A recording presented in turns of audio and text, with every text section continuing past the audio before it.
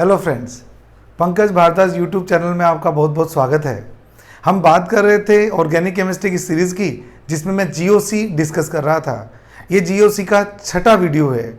इससे पहले वीडियो में मैंने इंडक्टिव इफेक्ट के बारे में स्टडी किया था और आज मेरा फेवरेट टॉपिक मैं आपके सामने रिप्रेजेंट कर रहा हूँ, दैट इज़ रेजोनेंस। बच्चों, रेजोनेंस की इंपॉर्टेंस के बारे में मैं एक लाइन बोल देता हूँ। Resonance is the soul of organic chemistry. Resonance organic chemistry की आत्मा है। रेजोनेंस को सीखने से हमें ऑर्गेनिक मॉलिक्यूल्स की स्टेबिलिटी के बारे में, उनकी रिएक्टिविटी के बारे में, एसिड्स एंड बेसिस की स्ट्रेंथ के बारे में, रिएक्शंस की मैकेनिज्म के काफ़ी स्टेप्स के बारे में हमें इंफॉर्मेशन मिलती है। तो रेजोनेंस ऑर्गेनिक केमिस्ट्री सीखने के लिए बहुत इंपॉर्टेंट फिनोमेना है।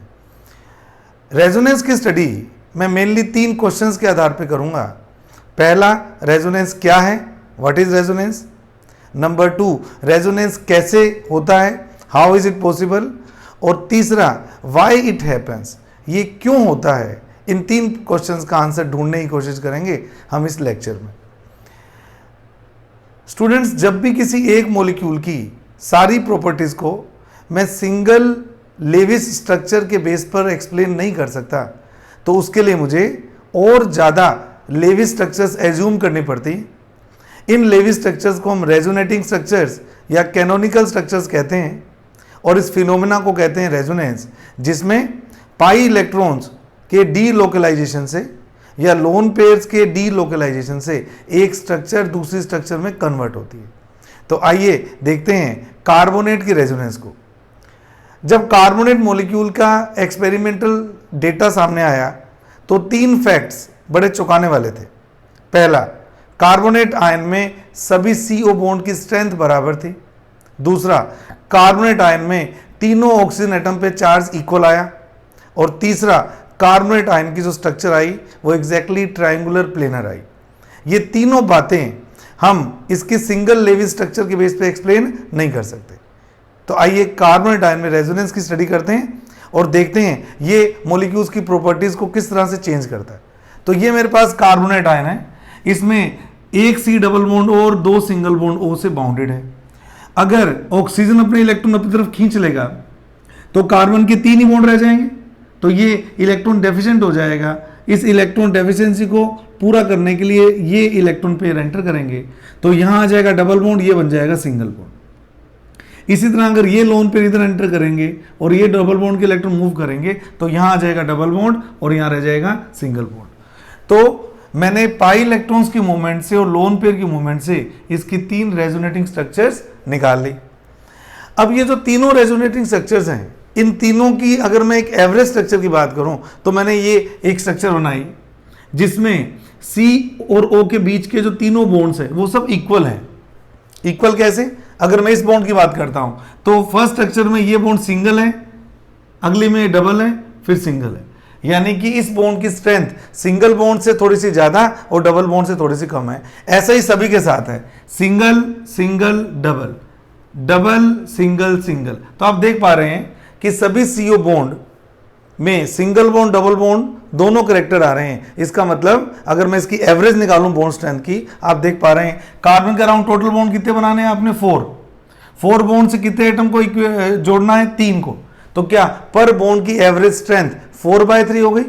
इसलिए सारे बॉन्ड इक्वल स्ट्रेंथ क्या है? 4/3 4/3 4/3। चार्ज की बात करते हैं। इस ऑक्सीजन एटम पर 2 रेजोनेटिंग स्ट्रक्चर पे तो नेगेटिव चार्ज है, लेकिन बीच वाली रेजोनेटिंग स्ट्रक्चर में कोई चार्ज नहीं। ऐसे सभी ऑक्सीजन के ऊपर 2 रेजोनेटिंग स्ट्रक्चर में तो माइनस चार्ज आ रहा है और एक में नहीं आ रहा। यानी कि चार्ज की एवरेज निकालूं अगर, तो टोटल 3 ऑक्सीजन पर नेट 2 माइनस चार्ज है। तो पर ऑक्सीजन का चार्ज कितना होगा बच्चों? -2/3। तो ये चार्ज आपका -2/3 -2/3 -2/3। ये जो एवरेज निकली है स्ट्रक्चर की, इसको बोलते हैं रेजोनेटिंग हाइब्रिड। अब मेरे बात ध्यान से सुनिएगा। अगर मैं मान लूं कि रेजोनेटिंग हाइब्रिड एग्जिस्ट करता है, तो इस रेजोनेटिंग हाइब्रिड ने मेरे तीनों क्वेश्चंस का आंसर दे दिया कि कार्बन की तीनों बॉन्ड स्ट्रेंथ बराबर है, 4/3 4/3 4/3। कार्बन के तीनों ऑक्सीजन एटम, कार्बोनेट के तीनों ऑक्सीजन एटम पर चार्ज बराबर है, -2/3 -2/3 और -2/3। और जहां तक बॉन्ड एंगल का सवाल है, अगर सारे बॉन्ड इक्वल स्ट्रेंथ के हैं, इनके बीच रिपल्शन भी क्या होगा? इक्वल होगा। 3 बॉन्ड अगर 120 में एक्ट करें और तीनों का मैग्नीट्यूड सेम हो रिपल्शन का, तो नेट क्या आएगा, बॉन्ड एंगल 120 रहेगा। यहां पर ऐसा नहीं तो होता, यहां पे डबल बॉन्ड और सिंगल बॉन्ड का रिपल्शन और डबल बॉन्ड सिंगल बॉन्ड का रिपल्शन और सिंगल बॉन्ड का रिपल्शन, तो एक रिपल्शन तो सिंगल बॉन्ड का है और दो रिपल्शन डबल बॉन्ड के हैं। हम जानते हैं डबल बॉन्ड सिंगल बॉन्ड का रिपल्शन सिंगल बॉन्ड से ज्यादा होता है, तो इस बेस पर यहां तीनों बॉन्ड एंगल इक्वल नहीं आने चाहिए थे। अगर मैं इसी स्ट्रक्चर के बेस पर आंसर देता तो मैं इस एक्सपेरिमेंटल डेटा को एक्सप्लेन नहीं कर सकता था, इसके लिए मैंने इसकी हेल्प ली। इसको बोलते हैं हम resonating hybrid.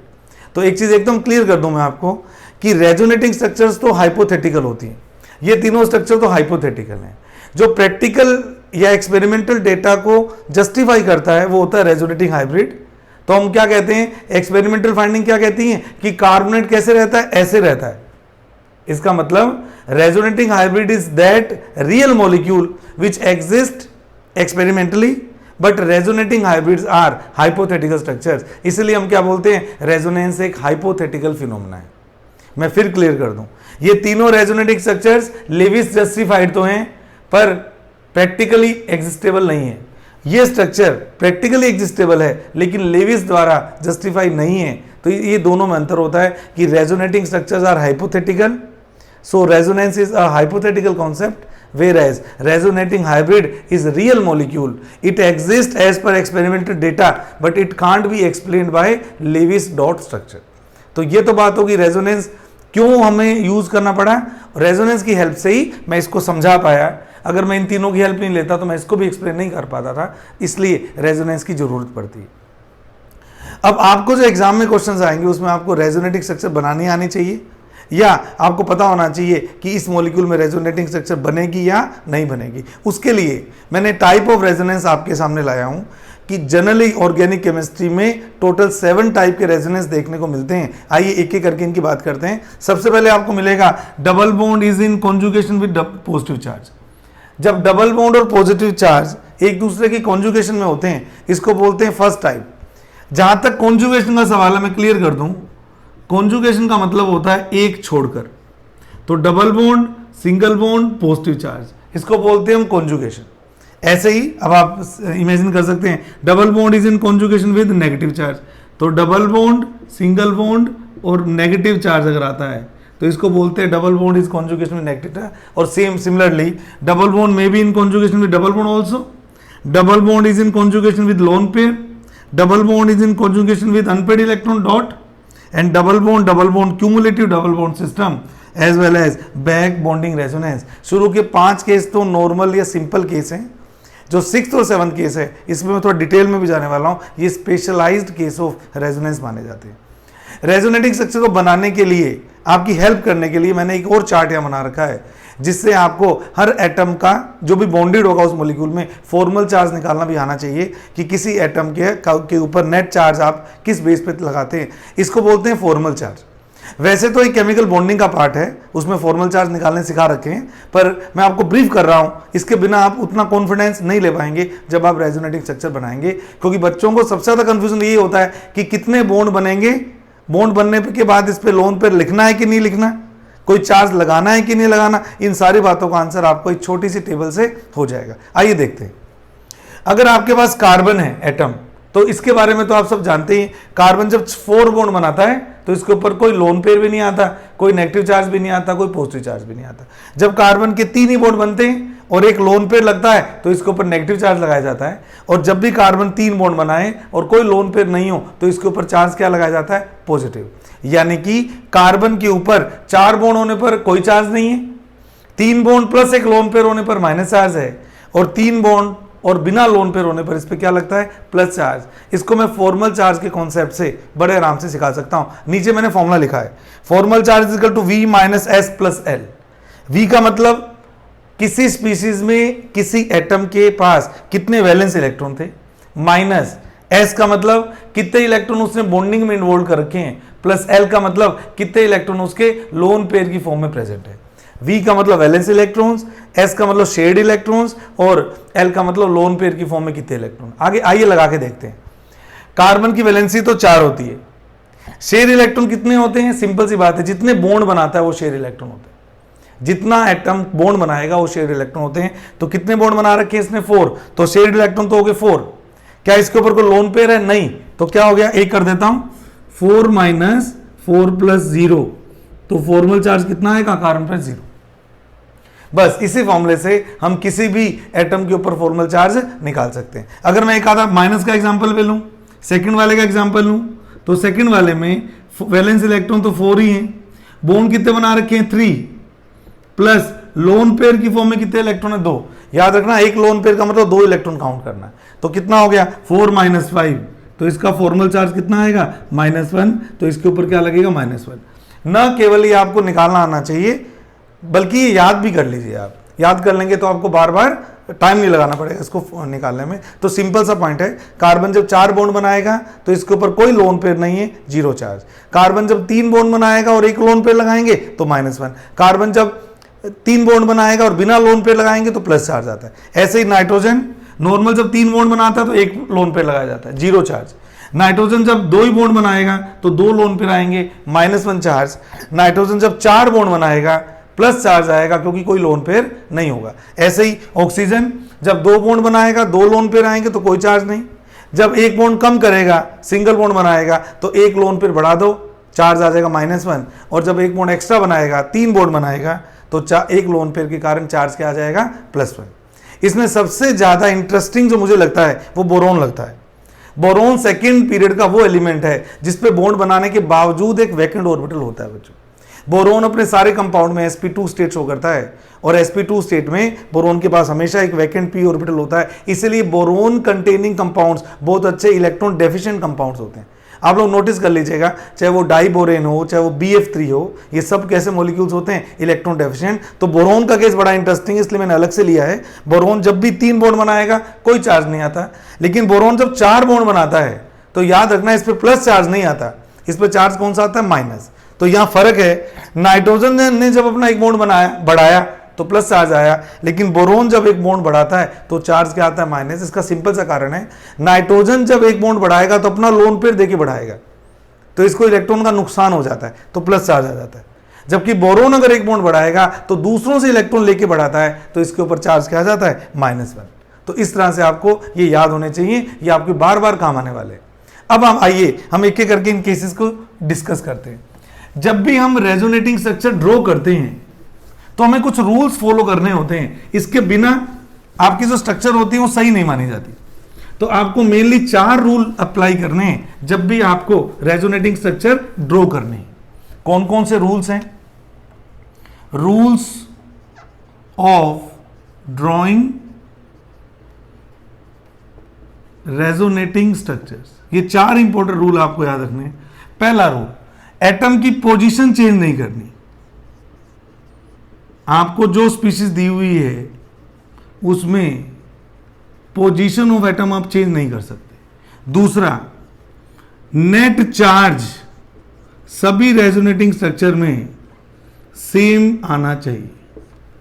Third point, total number of, ध्यान दीजिएगा इस पॉइंट पे, bond pair plus lone pair of electrons as well as unpaired electron should be same in all structure। ये क्या होने चाहिए? सब में सेम होना चाहिए, ये मैं एक्सप्लेन भी कर दूंगा।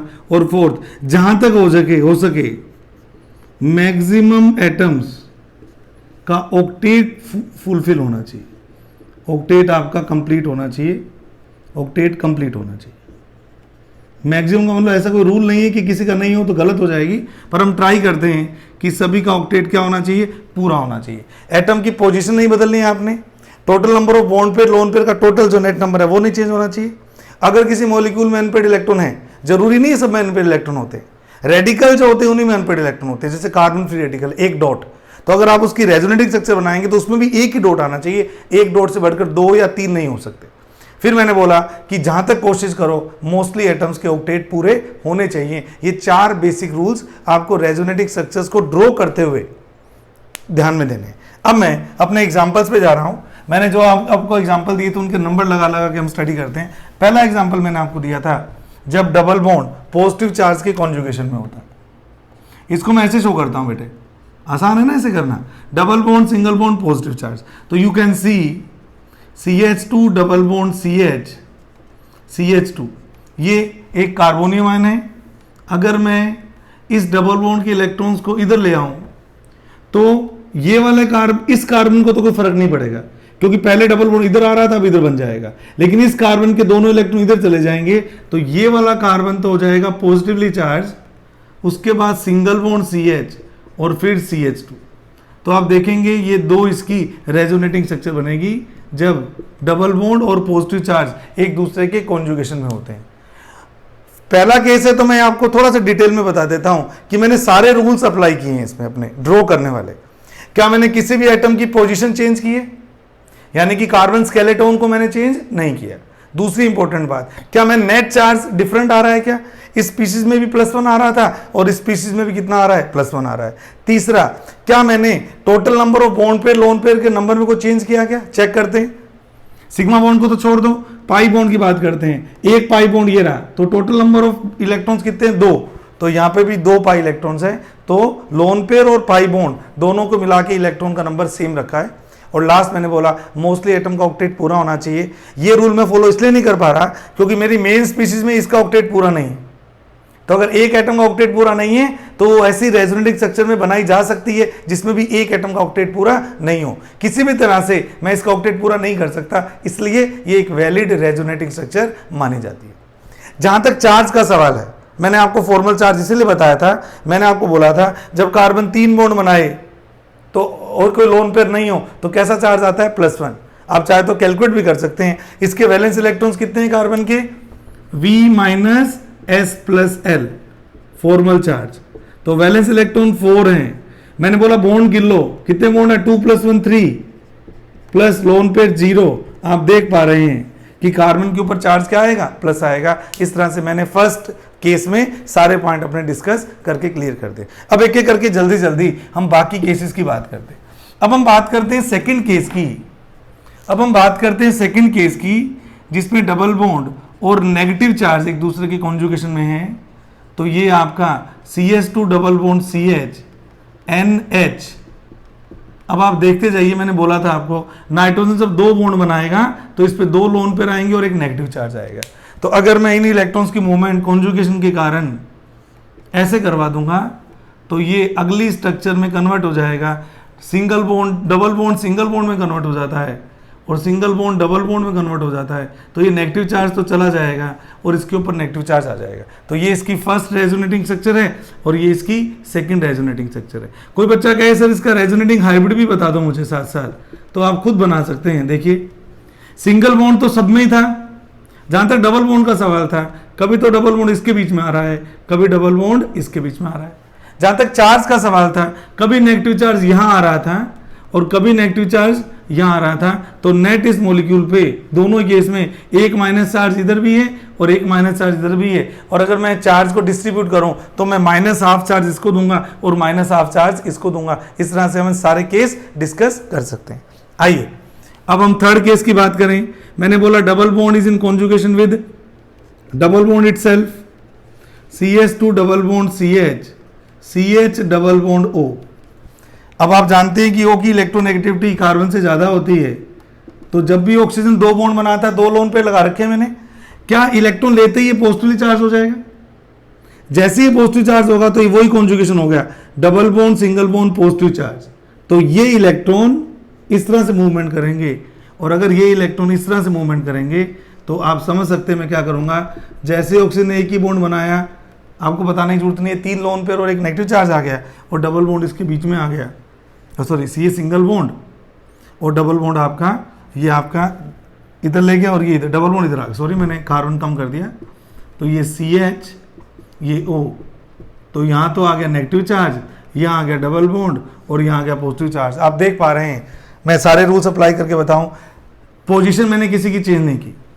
Number of electron pair count करो, पाई इलेक्ट्रॉन काउंट करो, 2 ये रहे 2 ये रहे 4 और 2 लोन पेयर है, 4 और 4 8। यहां देखिए 2 3 4 5 6 7 8, तो total number of bond plus pair plus lone pair का नंबर सेम है, पोजीशन मैंने चेंज की नहीं। और ऑक्टेट का जहां तक सवाल है, इसका ऑक्टेट पूरा नहीं है क्योंकि कार्बन से इलेक्ट्रॉन उधर शिफ्ट कर दिए मैंने। फोर्थ एग्जांपल की बात करेंगे, when double bond is in conjugation with dot. जब डबल बॉन्ड डॉट के कॉन्जुगेशन में होता है, ऐसे मॉलिक्यूल्स, ऐसे को रेडिकल्स कहते हैं बेटे, फ्री रेडिकल्स। यहां ध्यान से देखना, मैंने कहा था फ्री रेडिकल की रेजोनेटिंग स्ट्रक्चर में भी एक ही अनपेड इलेक्ट्रॉन रहना चाहिए। तो आप समझ सकते हैं, अगर इसका ऑक्टेट की बात करूं, इस कार्बन ने कितने बॉन्ड बना रखे हैं? 3। तो 6 इलेक्ट्रॉन तो शेयरिंग के बाद इसके पास है ही, 1 इलेक्ट्रॉन खुद का वैसे ही है, तो टोटल 7 इलेक्ट्रॉन इसके पास में है।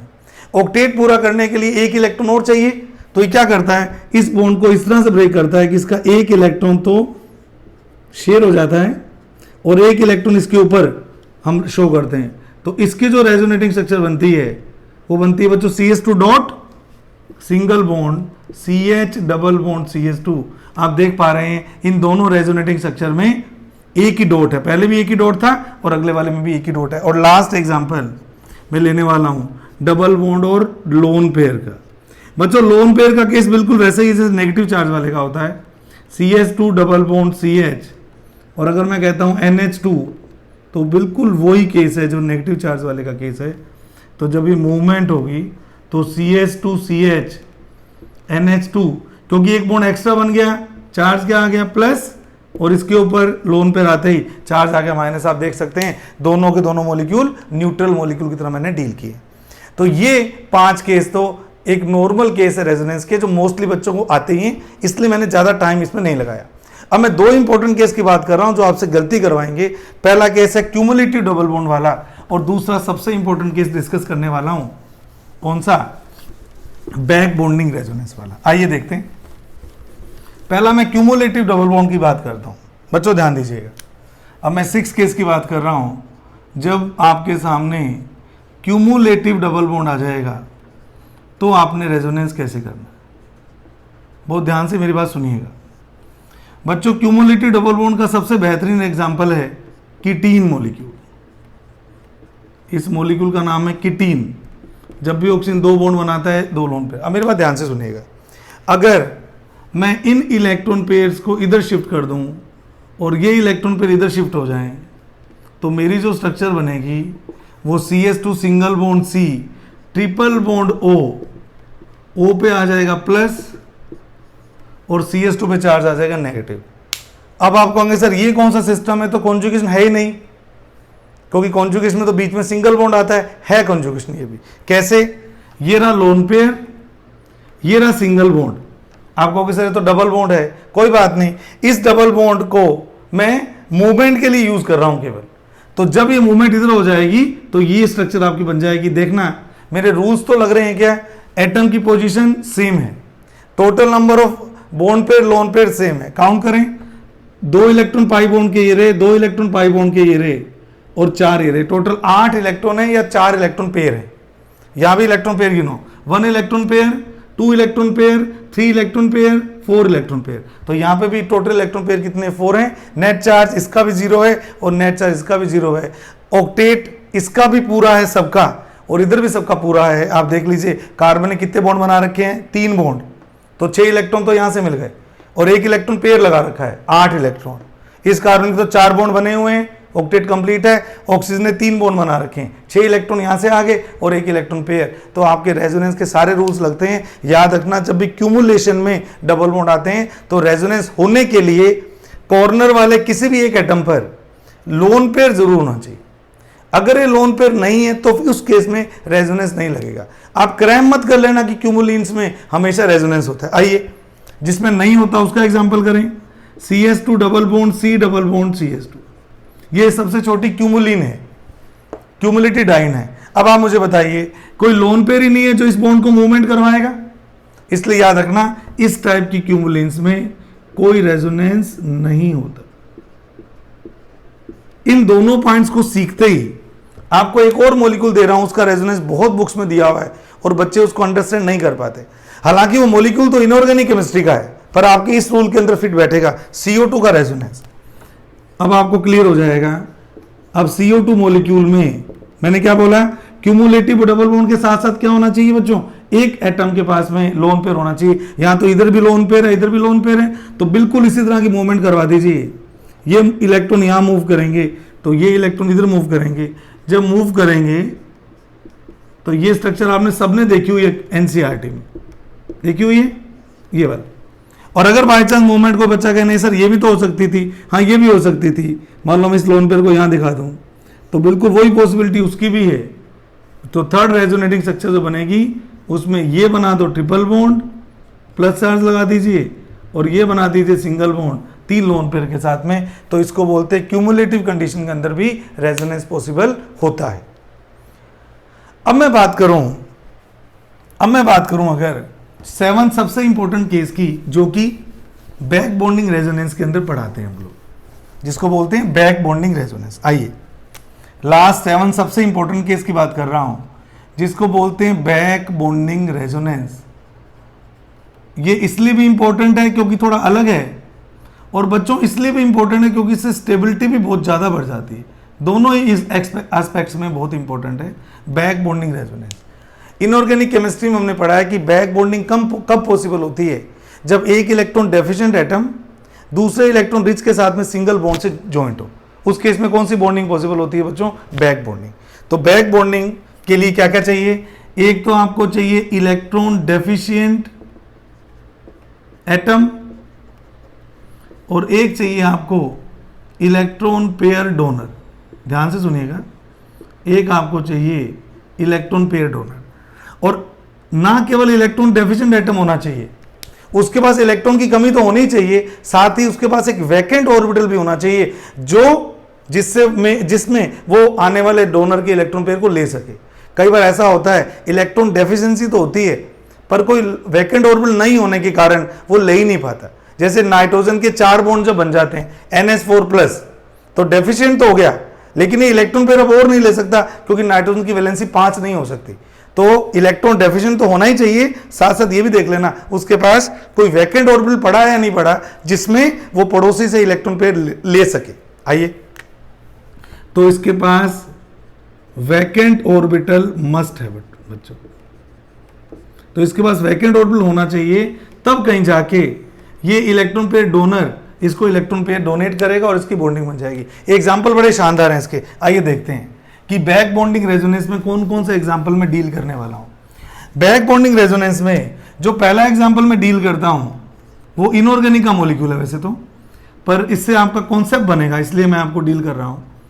आप जानते हैं BF3 के बारे में, आप लोगों को सबको पता है कि फ्लोरीन के पास 3 लोन पेयर p ऑर्बिटल में प्रेजेंट होते हैं, जबकि बोरोन जब 3 बॉन्ड बनाता है तो इसके पास क्या होता है? एक वैकेंट p होता है।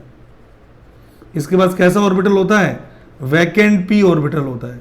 तो मेरी बैक बॉन्डिंग की सारी कंडीशन पॉसिबल हो गई। एक तो डोनर के पास लोन पेयर है, इलेक्ट्रॉन डेफिशिएंट है। क्यों है इलेक्ट्रॉन डेफिशिएंट? क्योंकि इसका ऑक्टेट पूरा नहीं है, 3 ही बॉन्ड बना रखे हैं, तो इलेक्ट्रॉनों की सख्त जरूरत है इसको। जरूरत के साथ साथ इसके पास वैकेंट ऑर्बिटल भी प्रेजेंट है जिसमें इलेक्ट्रॉन ले सकता है। इसलिए मैं कह दूंगा कि ये बैक बॉन्डिंग पॉसिबल होगी।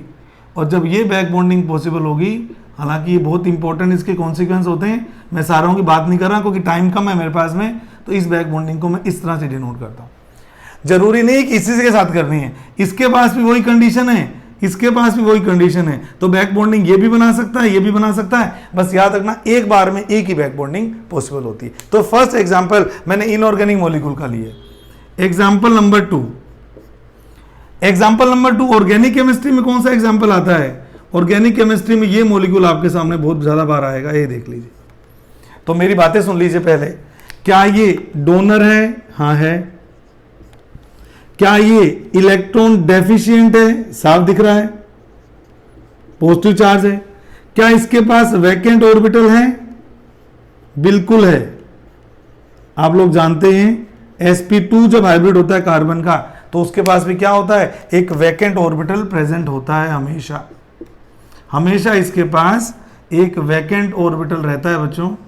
तो ये ऑक्सीजन का एक लोन पेयर को मैं नहीं दिखा रहा, यहां दिखा देता हूं, और इसके पास वैकेंट ऑर्बिटल है, तो बड़े आराम से ये अपने इलेक्ट्रॉन पेयर को इस वैकेंट को ट्रांसफर कर देगा। तो इसकी जो अगली स्ट्रक्चर बनती है वो इसके साथ डबल बॉन्ड, सिंगल बॉन्ड और इसके ऊपर लोन पेयर के बावजूद पॉजिटिव चार्ज आ जाता है, तो वो पॉजिटिव चार्ज जो कार्बन पे था वो पॉजिटिव चार्ज किस पे आ जाता है बच्चों, ऑक्सीजन के ऊपर आ जाता है। नेट चार्ज अभी भी +1 है और अगली रेजोनेटिंग स्ट्रक्चर में भी क्या है, +1 है। तो ये बहुत ही इंपॉर्टेंट बैक बॉन्डिंग का केस है।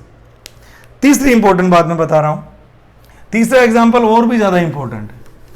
कई बार बैक बॉन्डिंग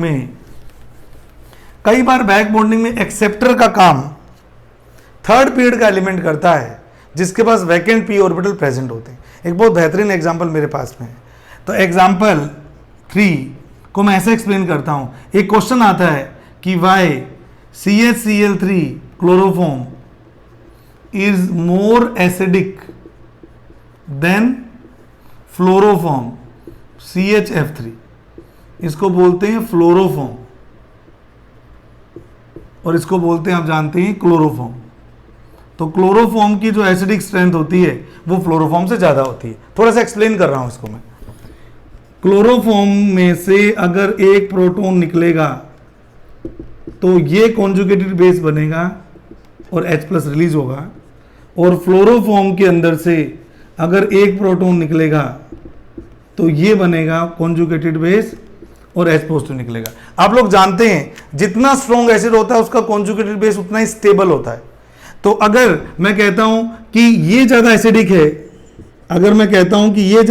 है, तो पक्की बात है इसकी जो स्टेबिलिटी है CCl3 नेगेटिव की वो ज्यादा होनी चाहिए किससे, CF3 नेगेटिव से। अब यहां पे एक मिसकॉन्सेप्शन लग जाता है बच्चों का। बच्चे कहते हैं फ्लोरीन का -I इफेक्ट ज्यादा स्ट्रॉन्ग होता है इसलिए वो बॉन्ड के इलेक्ट्रॉन को खींच लेगा, तो ये नेगेटिव आयन ज्यादा स्टेबल होना चाहिए, जबकि क्लोरीन का -I उतना स्ट्रॉन्ग नहीं होता तो ये उतना स्टेबल नहीं होना चाहिए। ऐसा नहीं है बच्चों, इसका रीजन है बैक बॉन्डिंग। आप कहोगे सर बैक बॉन्डिंग कैसे? बैक बॉन्डिंग ऐसे, अगर मैं प्रूफ कर दूं कि CCl3 negative is more stable then CF3 negative तो आप मान जाएंगे कि हाँ सर मोर एसिडिक क्लोरोफॉर्म होगा, फ्लोरोफॉर्म नहीं होगा। उसी की बात मैं कर देता हूं। I am comparing the stability of CCl3-। तो CCl3- में क्या होता है, देखिए CCl3- में क्या होता है। अब आपके पास ये रहा क्लोरीन के वैकेंट d ऑर्बिटल और ये रहे इसके भरे हुए इलेक्ट्रॉन वाले ऑर्बिटल, ये वाली बॉन्डिंग होती है इसमें। याद रखिएगा इसमें ये डोनर का काम कर रहा है, कार्बन, नेगेटिव चार्ज लगा देता हूं, और ये किसका काम कर रहा है, इसमें ये काम कर रहा है एक्सेप्टर का, और इसमें वैकेंट d ऑर्बिटल है, p तो नहीं है। कौन से ऑर्बिटल हैं, वैकेंट d ऑर्बिटल है। तो इसको भी हम किस में काउंट करते हैं, बैक बॉन्डिंग में काउंट करते हैं। और जो इसकी स्ट्रक्चर बनाई जाती है, मैं डायरेक्ट कर देता हूं शो, इसकी जो स्ट्रक्चर बनाई जाती है वो Cl। अब ये जो नेगेटिव चार्ज है इसके ऊपर तो लगेगा नहीं, ये इलेक्ट्रॉन इधर आ गए तो इसके लोन पे जितने थे वो तो पड़े ही थे। ये नेगेटिव चार्ज किस पे लगाएंगे, हम इस पे लगाएंगे। क्यों? क्योंकि इसके खुद के इलेक्ट्रॉन 2, 2, 4, 2, 6, 2, 8 और नेगेटिव चार्ज आ गया। इस तरह के बॉन्डिंग को हम बैक बॉन्डिंग रेजोनेंस कहते हैं। तो याद रखिएगा बैक बॉन्डिंग में p-pi d-pi बॉन्ड भी बनता है, और इससे पहले जो बॉन्ड किए थे वो कौन से थे, p-pi p-pi। और आपको ये बता दूं मैं, p-pi p-pi बॉन्ड की जो स्टेबिलिटी होती है वो p-pi d-pi बॉन्ड से ज्यादा अच्छी मानी जाती है। तो इस तरह से हमें सारे रेजोनेंस के केस समझ में आने चाहिए। अगले लेक्चर में आपको मैं रेजोनेंस के आगे कुछ और चीज़ें बताने वाला हूं जिसमें मैं रेजोनेटिंग स्ट्रक्चर्स की स्टेबिलिटी के बारे में बात करूंगा। आपने इस वीडियो को पूरा देखा, इसके लिए आपका तहे दिल से बहुत बहुत शुक्रिया। Thank you so much.